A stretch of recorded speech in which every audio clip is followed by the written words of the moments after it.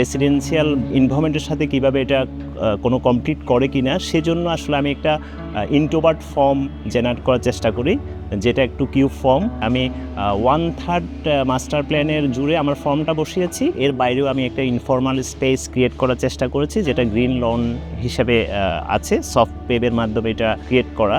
আমার যেহেতু একটা সলিড ফর্ম, এটাতে আমি একটু ট্রান্সপারেন্স আনার জন্য, ইনডোর এবং আউটডোর সাথে কানেক্টিভিটি রাখার জন্য আমি গ্লাস ইউজ করেছি।